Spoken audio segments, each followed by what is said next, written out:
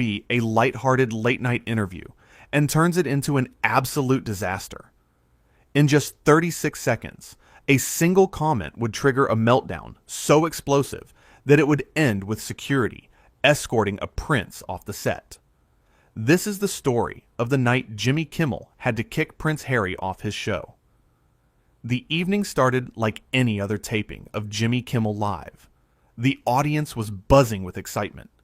Prince Harry was the guest everyone wanted to see.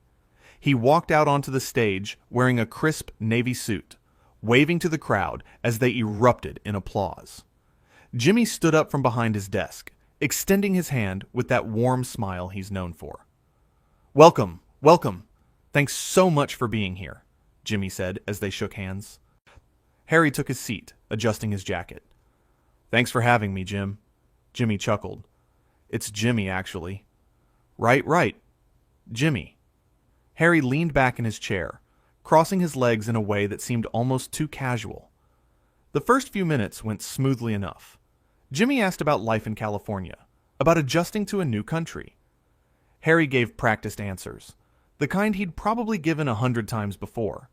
But there was something in his tone, something a little sharp around the edges that Jimmy seemed to pick up on. "So I have to ask," Jimmy said, flipping his note cards. "You've been pretty vocal about wanting privacy, but you've also done quite a few interviews, written a book, done a documentary series. How do you balance those two things?"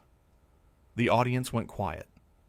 It was a fair question, the kind any good interviewer would ask. But Harry's expression changed immediately. His jaw tightened. "Well, Jimmy, I think there's a difference between controlling your own narrative and being hunted by photographers, don't you think?" Absolutely. Jimmy nodded, trying to keep things light. "I'm just curious about where you draw that line." "The line," Harry said, his voice taking on an edge, "is when people like you try to twist things." The audience stirred. Jimmy's eyebrows went up slightly, but he kept his composure. "People like me? I'm just asking a question." "You're asking a loaded question. There's a difference." Jimmy set down his cards. "Okay, well, let me ask something else then. You've talked a lot about mental health, which is great, really important stuff. But some people feel like you've also aired a lot of private family business in public. What do you say to those people?" Harry uncrossed his legs and leaned forward. "What do I say to them? I'd say they don't know what it's like to be trapped in a system that protects the institution over the people in it." "Sure, but," Jimmy said carefully, "your family can't really respond publicly, can they? Doesn't that put them in a tough spot?" "They've had plenty of opportunities to respond," Harry shot back. "They chose silence." "Or maybe they chose dignity," Jimmy offered, still keeping his tone friendly, but not backing down. That's when things started to shift. You could feel it in the room. The audience wasn't sure whether to laugh or gasp. Harry's face flushed slightly. "Dignity? You want to talk about dignity? My family leaked stories about my wife to the press. They threw her to the wolves. But sure, let's talk about their dignity." Jimmy took a breath. "Look, I'm not here to defend or attack anyone. I'm just having a conversation." "No, you're not," Harry said, his voice rising. "You're doing what all you American talk show hosts do. You act friendly, you make jokes, but really you're just setting people up." The audience was completely silent now. Jimmy glanced at them, then back at Harry. "I've been doing this for a long time, and I promise you, I'm not setting anyone up. I ask my guests questions. That's the job." "Your job is to get ratings," Harry snapped. "Don't pretend it's anything more noble than that." Jimmy's expression hardened just a fraction. "Okay, you know what? You're right. Part of my job is to make a show that people want to watch. But I also try to treat my guests with respect. Which is more than I can say for how you're treating me right now." Harry stood up. Actually stood up from his chair. "How I'm treating you. You invite me here and then ambush me with these questions." "Ambush you?" Jimmy stayed seated, looking up at Harry. "These are normal interview questions. I've asked way tougher questions to presidents." Maybe because you're obsessed with tearing people down, Harry said, pointing at Jimmy. That's what this whole industry does. You build people up just so you can watch them fall. Jimmy finally stood up too. Okay, I think we need to take a breath here. Why don't we go to commercial, and we can reset? I don't need to reset, Harry said loudly. I'm perfectly fine. But you're the one who can't handle an honest conversation. An honest conversation? Jimmy's voice was still controlled, but firmer now. You came on my show, agreed to do an interview, and now you're mad that I'm interviewing you. I'm mad because you clearly have an agenda. My only agenda is to talk to you. That's it. Jimmy spread his hands out. What did you think was going to happen here? Harry turned to the audience. This is what I'm talking about. This is the problem. Everyone wants a piece of you. Everyone thinks they're entitled to your story, your pain, your private life. And when you try to set boundaries, they act like you're the problem. Someone in the audience clapped, but it was just one person, and it died out immediately. Jimmy shook his head. Nobody here thinks they're entitled to anything from you.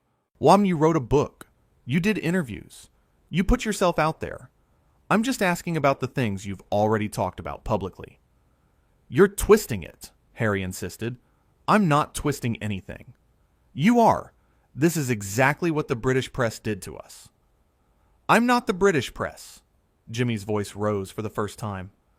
I'm a guy in Los Angeles trying to do a talk show, and you're being incredibly rude to me for no reason. Harry's face was red now. No reason? You've been attacking me from the start. I asked you how you balance privacy with publicity. That's not an attack. That's a question. The audience was dead silent. You could hear people shifting in their seats. Harry pointed at Jimmy again. You know what your problem is? You think because you have a platform, you can say whatever you want about whoever you want. You think you're untouchable. That's rich coming from an actual prince, Jimmy shot back. Former prince. You're still a prince. You just don't do the job anymore. Harry took a step toward Jimmy's desk. Don't talk about things you don't understand. Jimmy didn't back up. Then help me understand. Explain it to me. That's why you're here. I'm here because my publicist said it would be good for my image.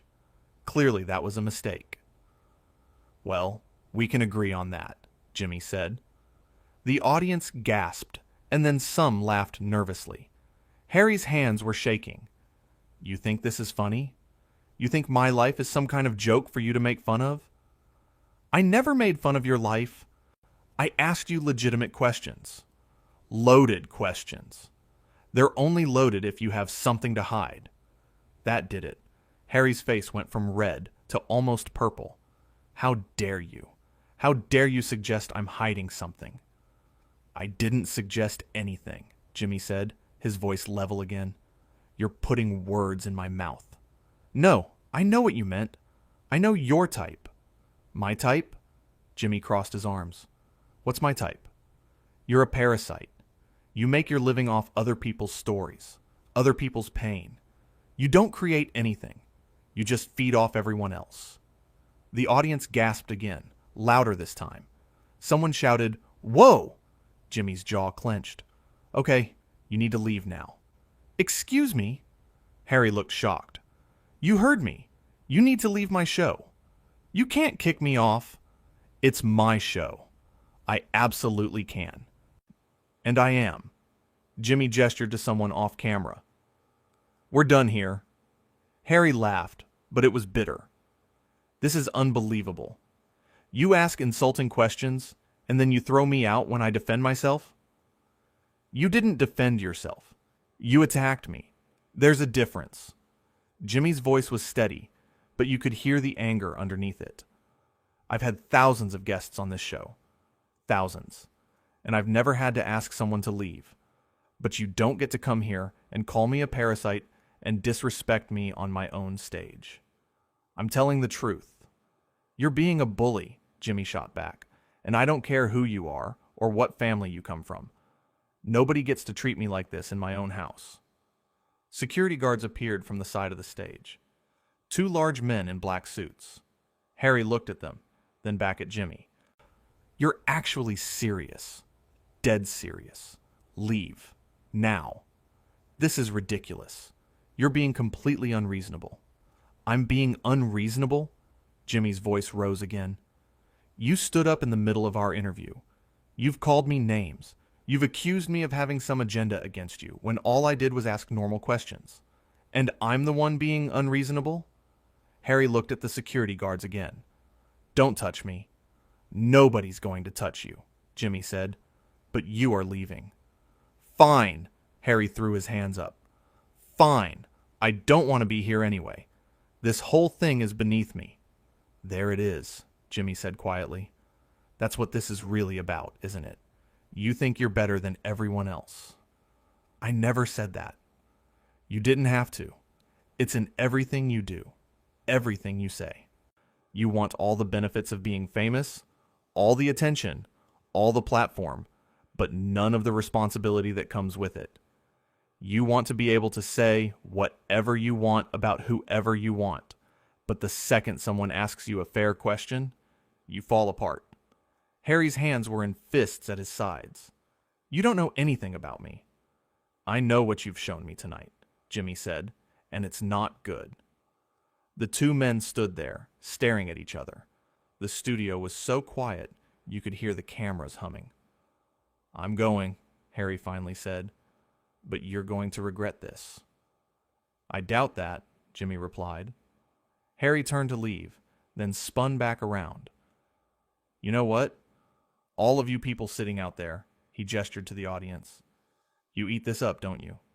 You love seeing someone get taken down. Makes you feel better about your own pathetic lives. Hey, Jimmy stepped forward. Don't talk to my audience like that. They didn't do anything to you. They're part of the problem. All of you are, Harry was shouting now.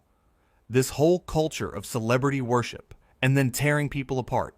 It's sick. You're all sick. Leave. Now. Jimmy's voice was ice cold. One of the security guards gently touched Harry's elbow. Sir, we need you to come with us. Harry jerked his arm away. Don't touch me. I said don't touch me. Nobody's touching you, the guard said calmly. We're just going to walk you out. I can walk myself out, Harry shouted. He turned and started walking toward the exit, then stopped and looked back at Jimmy one more time. You're going to pay for this. Do you understand me? You're going to pay. Jimmy didn't flinch. Is that a threat? It's a promise. Noted, Jimmy said flatly. Harry stared at him for another few seconds, then turned and stormed off the stage. The security guards followed behind him at a distance. You could hear his footsteps echoing as he disappeared into the wings. The audience sat frozen. Nobody knew what to do. Some people looked scared. Others looked confused. A few were whispering to each other. Jimmy stood there for a moment, taking a deep breath. Then he turned to the audience. Well, he said, and you could hear his voice was a little shaky. That was something. A few people laughed nervously. Jimmy ran his hand through his hair. I've been doing this show for a long time, and I promise you, that has never happened before. Ever. More people laughed. And this time more genuinely. I want to apologize to all of you, Jimmy continued. You came here tonight expecting to have a good time, to see a fun interview, and instead you got, well, whatever that was.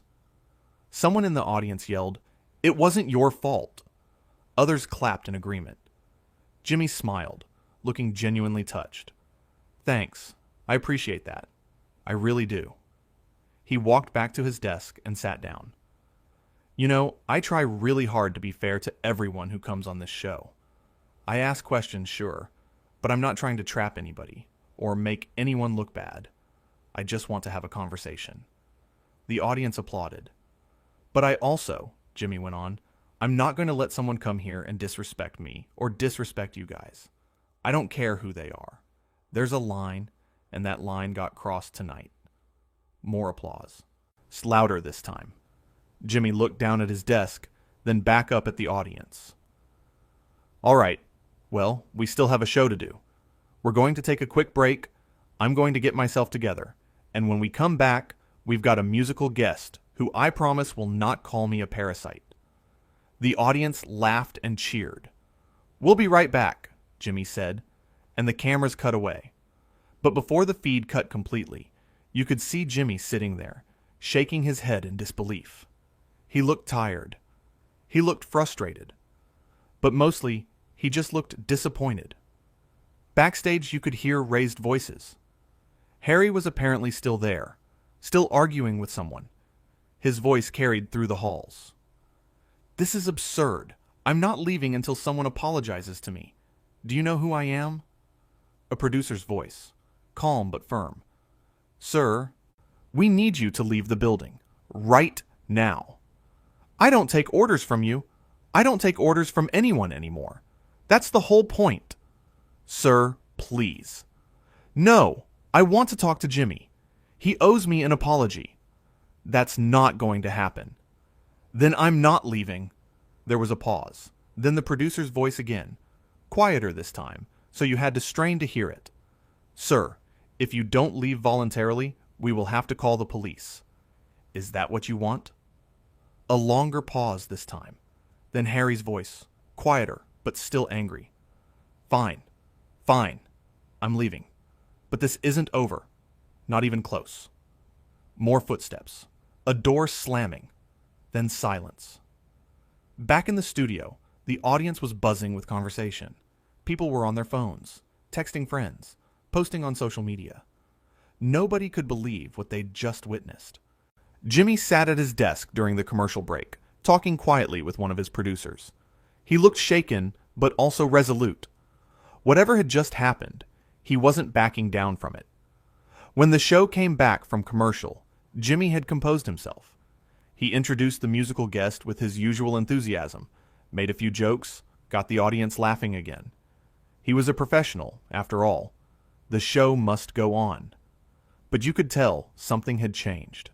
There was a weight to the rest of the episode that hadn't been there before. A tension that lingered, even as Jimmy smiled and joked and kept things moving.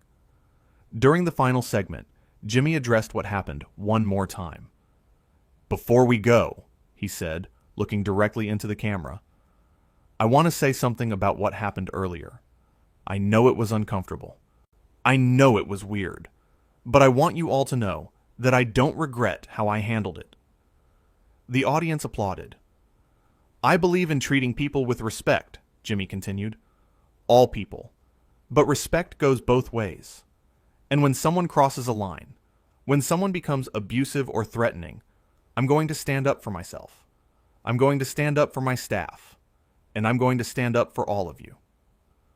More applause, sustained this time. So thank you for sticking with us through that craziness. Thank you for understanding. And thank you for being the best audience in late-night television. The audience cheered and whistled. Good night, everybody. Jimmy waved as the show's theme music started playing. The credits rolled. The audience filed out, still talking excitedly about what they'd seen. Some of them were already being interviewed by news crews that had somehow materialized outside the studio. Inside, Jimmy sat at his desk for a few extra minutes after everyone had left. He was alone, except for a couple of crew members breaking down equipment. He looked exhausted. He pulled out his phone, scrolled through what were probably already dozens of messages and notifications. He put the phone down without responding to any of them. One of the crew members, an older guy who'd been with the show since the beginning, walked over. You okay, boss? Jimmy looked up and gave a tired smile. Yeah, I'm okay. That was intense. That's one word for it. For what it's worth, the crew member said, you handled it perfectly. Guy was completely out of line. Jimmy nodded. Thanks. I kept waiting for him to calm down, you know? I kept thinking if I just stayed calm, he'd realize he was overreacting. But he just kept escalating. Some people are like that. They're looking for a fight no matter what you do. I guess so. Jimmy stood up and stretched. All right, I'm going to head out. Long day. Get some rest. I'll try. Jimmy walked through the empty studio, past the cameras and lights and the desk where he'd sat across from thousands of guests over the years, past the spot where Harry had stood and shouted and pointed his finger. He paused there for a second, just looking at the chair where Harry had sat. Then he shook his head and kept walking. Outside, his car was waiting. He got in, nodded to the driver, and they pulled away from the studio. Inside the car, Jimmy finally let himself relax a little. See, he leaned his head back against the seat and closed his eyes. His phone buzzed. He ignored it. It buzzed again, and again, and again. Finally, he looked at it. Text messages from other late-night hosts, from friends, from his wife, all asking the same thing. Are you okay? What happened? He typed out a quick response to his wife. I'm fine. On my way home. Love you. He put the phone away again and looked out the window at Los Angeles passing by. The lights, the traffic, the billboards. Somewhere out there, Harry was probably in a car too, heading back to wherever he was staying. Probably still angry. Probably already talking to lawyers or publicists or whoever people like him talk to when things go wrong. Jimmy didn't care. He'd done what he had to do. He'd stood his ground. He'd protected his dignity and the dignity of his show. And if that made him the bad guy in someone's story, so be it. He could live with that. The car turned onto his street. Home was just a few minutes away now. His wife would be there, probably worried. They'd talk about it.